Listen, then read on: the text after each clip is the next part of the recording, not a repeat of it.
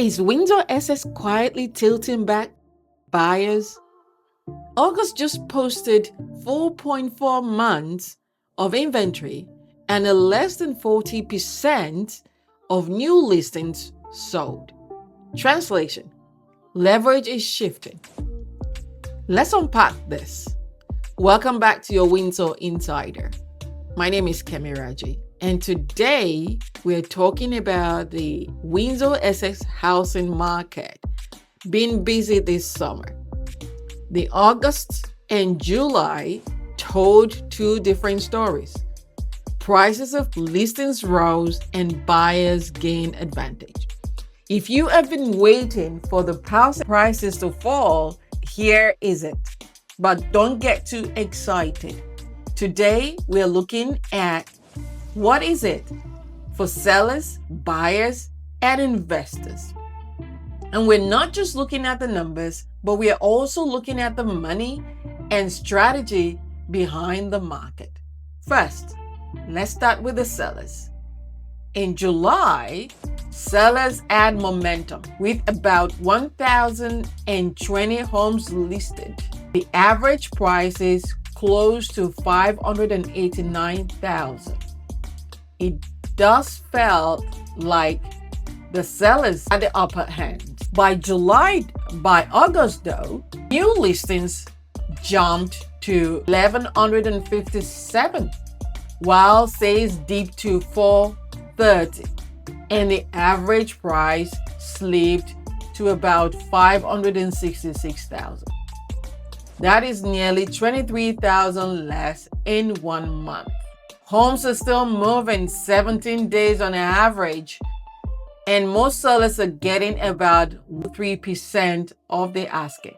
However, buyers have more choices than they did in July. As a seller, you want to take into consideration that the buyers are being stretched by the high interest rate, so fewer are qualifying for top dollar. Prices are coming in lower, which can force renegotiation. And extra weeks on the market means higher carrying costs, such as mortgage, utilities, and taxes. So here is my invitation for you. Consider having a pre-listing home inspection. So that way, you can fix repairs before hitting the market, which helps buyers to feel more, shortens negotiations, and it can speed your sale. Well, sellers, you can still sell, but don't count on the July's price peak. Make sure you stage your property, the cluster, and price realistically, and make sure your property is move-in ready. Now, let's go to the buyers. Yes, July felt like a sprint. There were fewer homes and higher prices, but August, things eased a bit for you. Active listings rose above 2,100 and average prices fell by nearly 23,000.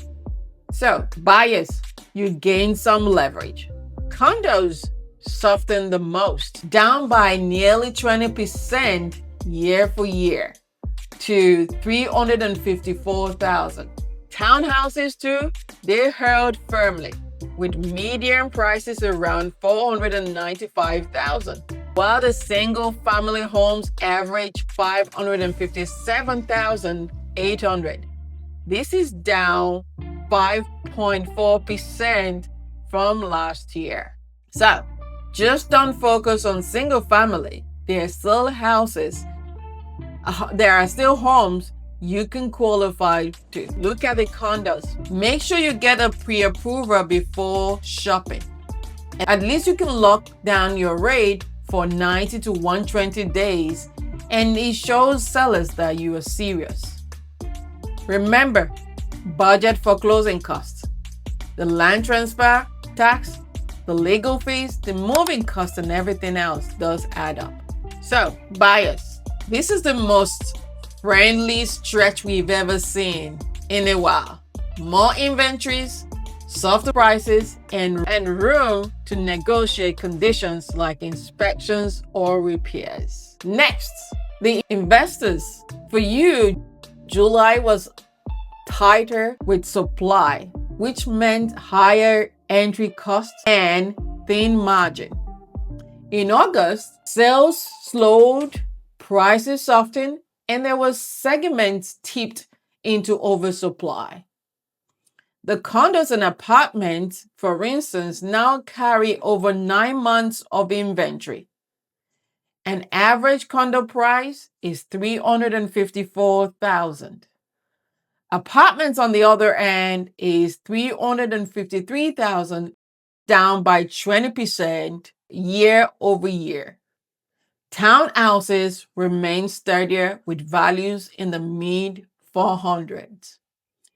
So, what should you consider? Rental mortgages often need 20 to 25% down, and these come up with higher interest rate. Refinancing can be harder. Rental demands remain solid in Windsor, but condo oversupply could pressure rents short term. Also, quick flips are risky. Focus on a long-term hold for stability. Here is my takeaway for you investors. August opened selective buying windows. Oversupply condos could be bargain, but only financing math works well for you. So, run your numbers carefully. Here is a bigger picture. Sellers, you need to price strategically and consider a pre-list inspections to stay competitive. Buyers, you now have leverage, but getting pre-approved is crucial before jumping in. Investors, focus on a long-term strategy, especially with financing costs high and condos oversupply. The Windsor-Essex market is shifting month by month. Timing and strategy matters more than ever. The bottom line, August brought more listings, slightly fewer sales, a bit more breathing space for buyers, and an average prices that stepped down, while the middle of the market stayed basically flat. If you're buying, lean into inspection and credit. If you're selling, price with precision. The first week momentum matters more when the shelf is fuller. If you're planning to sell or invest, let's build a plan that fits today's numbers and tomorrow's opportunity. Comment below or send me a message and let's do the numbers together. Thank you.